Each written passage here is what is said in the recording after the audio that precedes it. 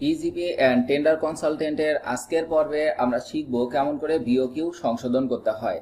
অর্থাৎ বিওকিউ এর কোনো কোয়ান্টিটি যদি ভুল হয়ে থাকে তাহলে সে কোয়ান্টিটি চেঞ্জ করতে গেলে আমাদের কি কি কাজ করতে হয় সেগুলাই আমরা আজকের পর্বে শিখব। তো সেই ক্ষেত্রে আমরা প্রকিউরিং এন্টিটির আইডিতে লগ ইন করব।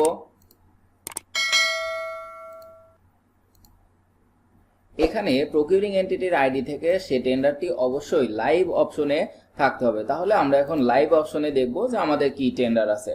তো আমরা আমাদের আসলে এই টেন্ডারটি নাম্বার 2 আইডি 104035, এই টেন্ডারটিতে আমাদের বিল অফ কোয়ান্টিটিজের সংখ্যা বা কোয়ান্টিটি চেঞ্জ করতে হবে। তো সেক্ষেত্রে আমরা ড্যাশবোর্ড দিয়ে টেন্ডারের মধ্যে প্রবেশ করলাম। এখন দেখেন আমরা যদি কোয়ান্টিটি চেঞ্জ করতে চাই তাহলে আমাদের এখানে কোরিজেন্ডাম বা অ্যামেন্ডমেন্ট দিতে হবে, তারপরে আমরা চেঞ্জ করতে পারবো। তো সে লক্ষ্যে আমরা কোরিজেন্ডাম বা অ্যামেন্ডমেন্টে ক্লিক করলাম। এখন এখানে কোরিজেন্ডাম বা অ্যামেন্ডমেন্টে আমাদের একটা প্রিপেয়ার করতে হবে। তো প্রিপেয়ারে আমরা ক্লিক করব। আর কোরিজেন্ডাম করার স্বার্থে এখন আমাদের এখানে কোরিজেন্ডাম টেক্সট দিতে হবে যে আমরা কি চেঞ্জ করব। তো আমরা এখানে লিখলাম যে some changes are made in the BOQ section. তার মানে আমরা এখানে লিখে দিলাম যে বিওকিউ সেকশনে আমাদের কিছু পরিবর্তন হবে বা করা হয়েছে। তো এখন আমরা এটাকে সাবমিট দিব, সাবমিট।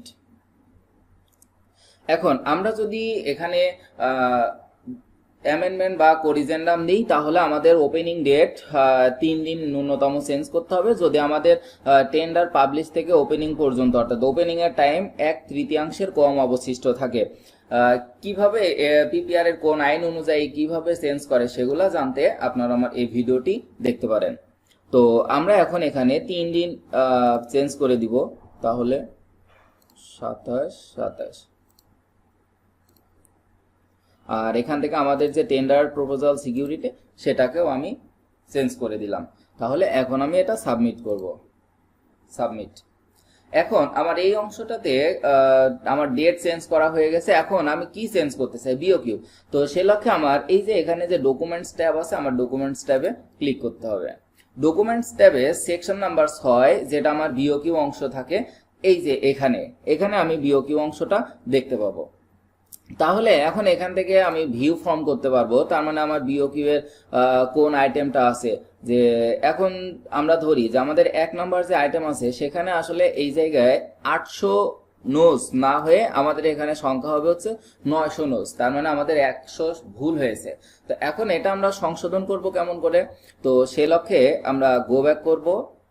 গো ব্যাক করে বিল অফ কোয়ান্টিটিস অর্থাৎ বিওকিউ এর কোনো ফর্ম যদি আমরা চেঞ্জ করতে চাই তাহলে আমাদের একটা ডুপ্লিকেট ফর্ম ক্রিয়েট করে নিতে হবে। তো সেই ক্ষেত্রে আমরা দেখেন এখানে কপি দিস ফর্ম, অর্থাৎ এই ফর্মটাকে আমরা কপি করে আরেক জায়গায় নিব, তারপরে আমরা এটা এডিট করতে পারবো। তাছাড়া এটা এডিট আসলে হয় না। তো আমরা এখন এখানে কপি দিস ফর্মে ক্লিক করলাম। Do you want to really copy this form? Yes.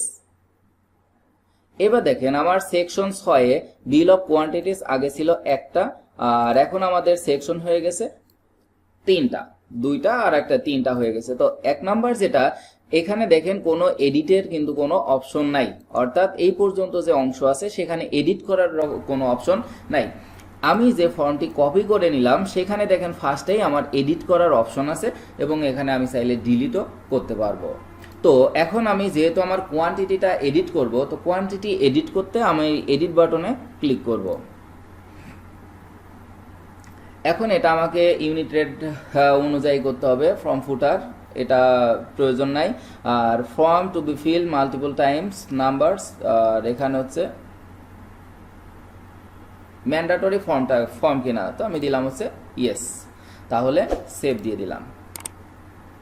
এখন এখান থেকে আমি যেভাবে বিওকিউটা পূরণ করতেছিলাম, দেখেন আমাদের ফার্স্টে টেন্ডারে যেভাবে বিওকিউ পূরণ করতে হয় সেই ফর্মটা আসলো। এখন আমরা দেবো ফিল আপ দ্য টেবল, এই জায়গাতে ক্লিক দিলাম।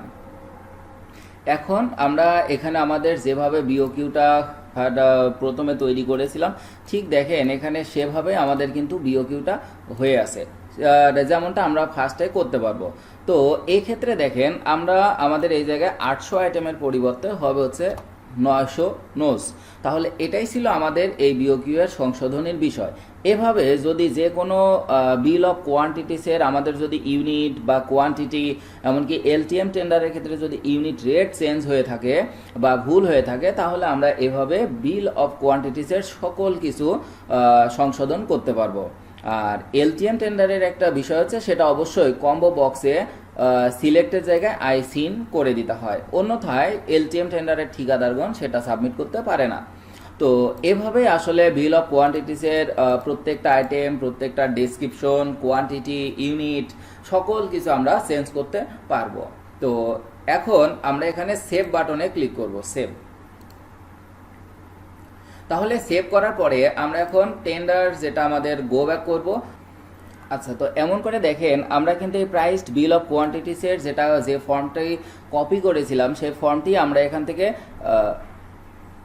সংশোধন করলাম এবং এখানে সেভ করেছি। তো ফলে এখন দেখেন এখানে কিন্তু আর এডিটের কোনো অপশন নাই।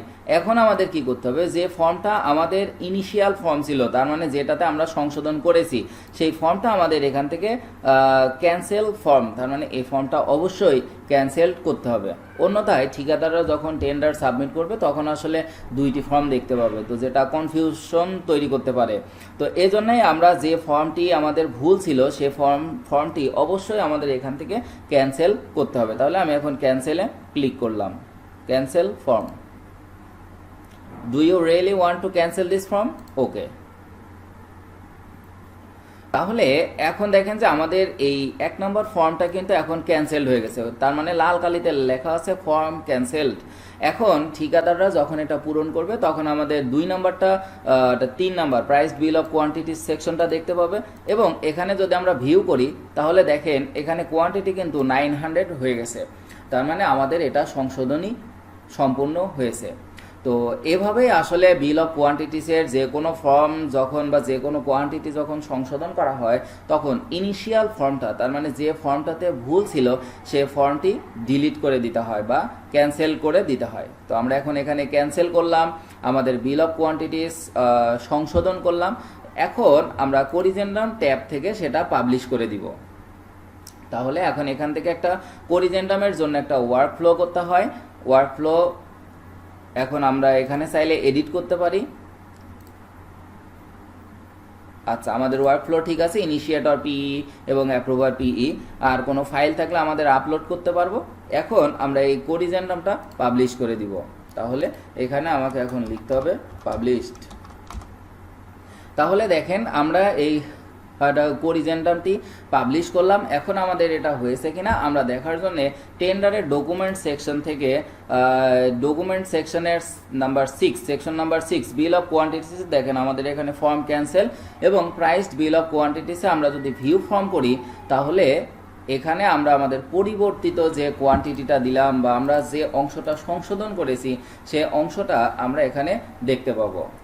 তো এখন দেখেন ডকুমেন্ট সেকশনের সেকশন 6 থেকে বিওকিউ আমরা যদি ভিউ করি, তাহলে এই জায়গায় দেখেন আমরা যে কোয়ান্টিটিটা সংশোধন করলাম সেটা কিন্তু এখানে এখন দেখতে পাচ্ছি।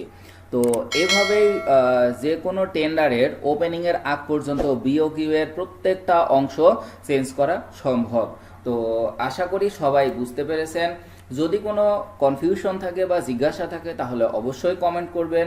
ইজিপি অ্যান্ড টেন্ডার কনসালটেন্ট চ্যানেলকে সাবস্ক্রাইব করে সঙ্গে থাকবেন। সবাইকে ধন্যবাদ।